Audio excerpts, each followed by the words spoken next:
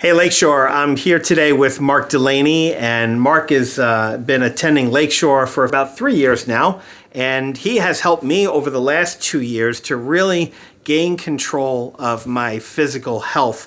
And Mark has some wisdom that I would love for you to hear today on how we can reprogram our thoughts to honor God. And so, Mark, one of the things that you've really helped me with is to help me change my mind about things, how I look at the world, how I look at food, how I look at exercise. And it ties in really well with what the Apostle Paul says in Romans chapter 12, verse 1, where he tells us to no longer conform to the patterns of this world, but to be transformed in the renewing of our minds. And so the first question I wanted to ask you is can you share some thoughts on how our perspective and how our thoughts, how that affects our physical health? So first of all, our bodies are a reflection of our mind, because what we eat isn't based on nutrition. It's based on whether it's for entertainment to make us feel better.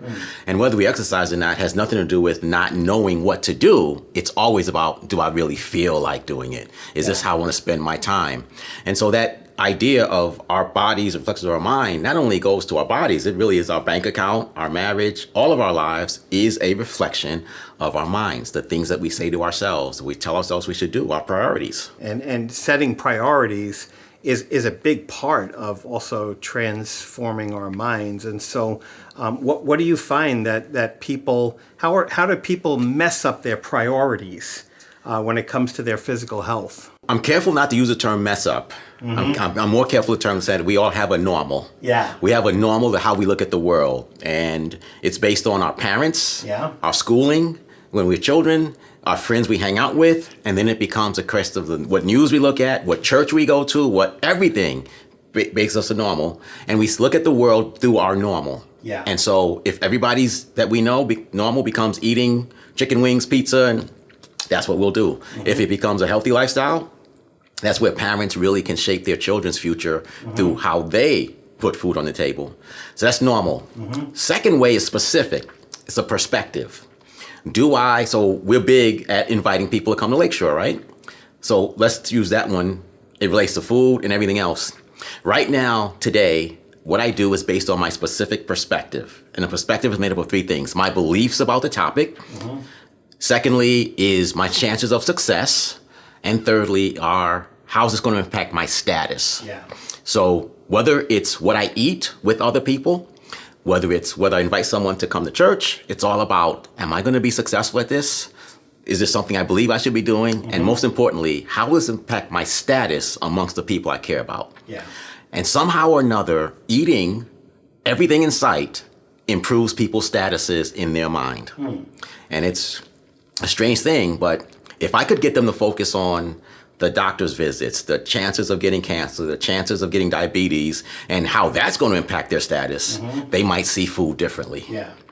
And there's nothing more powerful than a simple 20-minute walk 5 times a week or 30-minute walk 4 times a week. Yeah. Nothing will change a person who's stagnant life more than that. If I could change that perspective, they'd go for a walk every day. And that's actually how you got me. Mark has actually got me running now.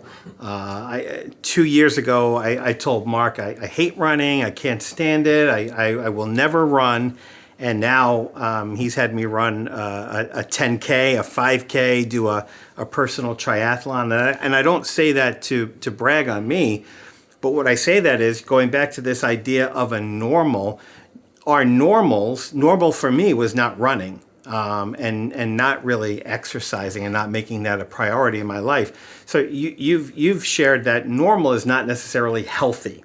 And that goes back to what the Apostle Paul said, no longer conform to the patterns of this world, but be transformed. So talk a little bit about normals not being healthy and how we change that. So they might edit this out, but I'm going to brag on him. He ran 2 10Ks in 1 week. That's not something most people can do ever. So I'm going to brag on you if you don't mind.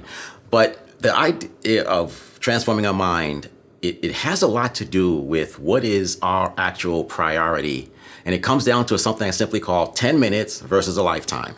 Am I going to spend 10 minutes doing something that I'm going to pay for the rest of my life? Am I going to spend 10 minutes doing something, suffer for those 10 minutes, but it's going to pay me for the rest of my life? So it's like an investment. It's like an investment, right? Everything you're doing, you're either spending, wasting, or you're investing your time, your calories, your everything. It's about an investment versus a spending. Yeah. Or gambling. Sorry, gambling's another one. And I think that the standard American diet is a big time gamble. How so? Well, it's made up of a lot of sugary, highly refined, chemically altered foods that we eat because they're cheap and they taste really good. Right. But if you look around at the number of hospitals they're building, the length of time you spend in an emergency room, you can see it's a lot of fun for those 10 minutes you're eating it, and it's 10 minutes a lot of times. But at some point, we're all going to have to pay for it. Right. And so that brings in perspective, right? You said there's a difference between your normal and your perspective, changing your perspective. So specifically, what does changing your perspective mean? Changing your perspective means that, so first of all, it's my beliefs. The way God made food is the way we should eat it. That's number one. Number two, chances of being successful. We believe there's a pill for that. So we can eat what we want, but there's going to be a pill. Our doctor's going to save us. They're not. You're going to be in and out of hospital visits. So your chance of success eating food the way God made it makes sense. The way man makes it, you're going to have trouble. And then your status.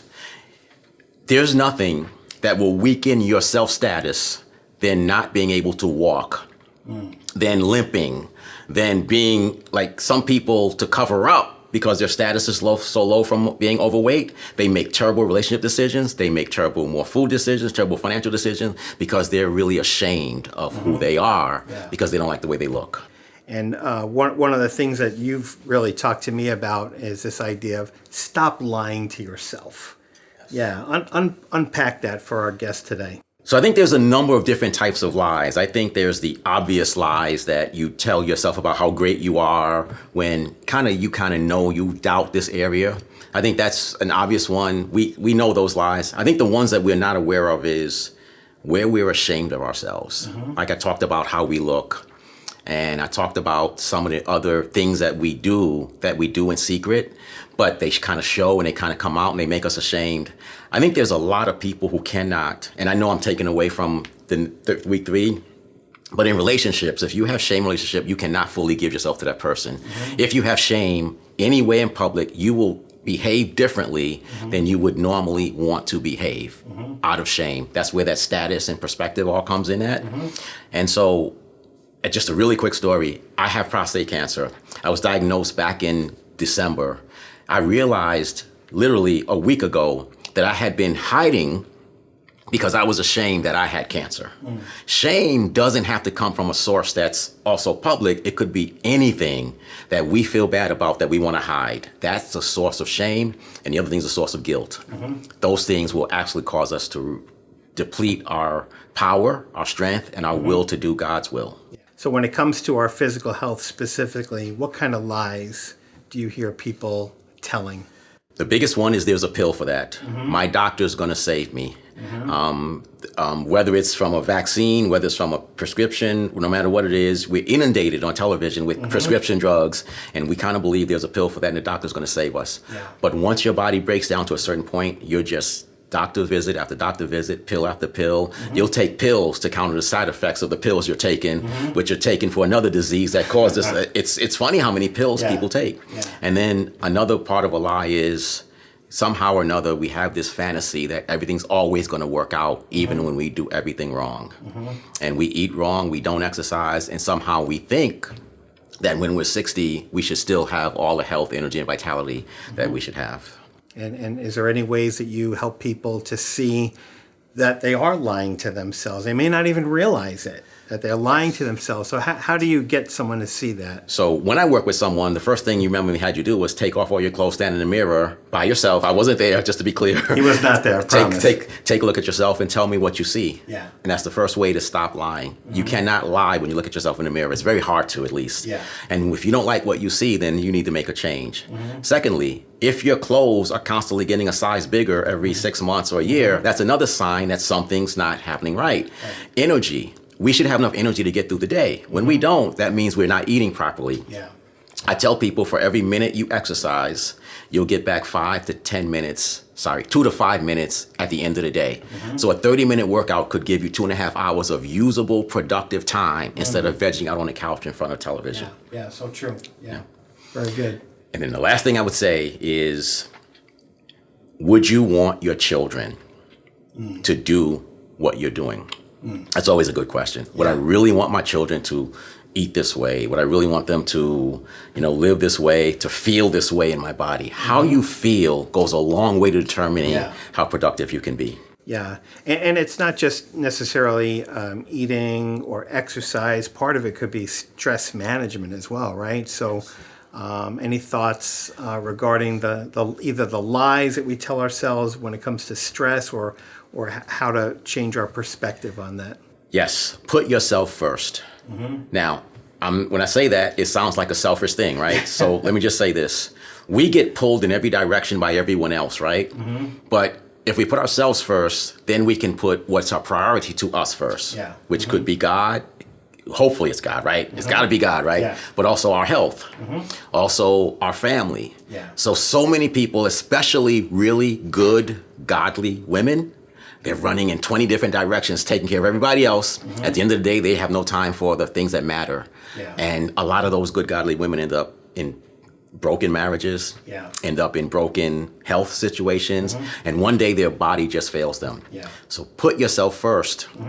And if you're a good person, then your priorities will be God's priorities, and I think you get the idea. Hopefully. Yeah. And one of the ways that you helped me specifically is Mark really challenged me that if I'm not taking care of myself properly, how can I do the work that God has called me to do?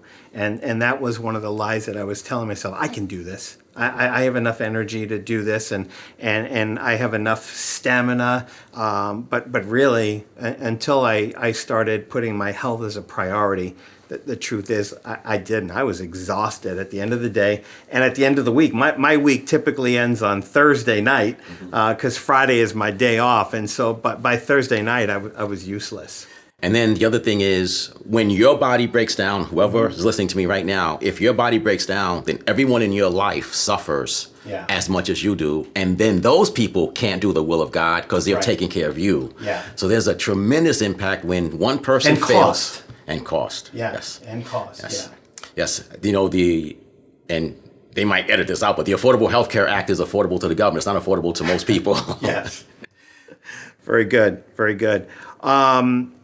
Mark, you also talk about obstacles and how obstacles prevent us from reaching our goals. And you've kind of characterized those obstacles for us. So maybe talk about that a little bit. So I believe we all have 3 types of problems. There are only 3 types of problems in the whole planet, in the whole world. There are 3 problems. Number 1 is we're a victim of something or someone, in which case we spend our whole lives hoping that other people change. Most of us are not really victims. It's easier to be a victim than it is to say, I'm going to solve this. So victim is the first type of problem. Second type of problem is a mental problem. And that is, I see life a certain way and it really doesn't work for me, but I'm not willing to admit it. So the things I don't believe I can do that I've never tried, like, for example, you're running. You didn't believe you could run. That's right. Look at you now. I think that happens with a lot of people. All of a sudden they can run because they stopped believing they couldn't. That's a mental problem. And that's where the normal and the perspective comes in. The third is a method problem.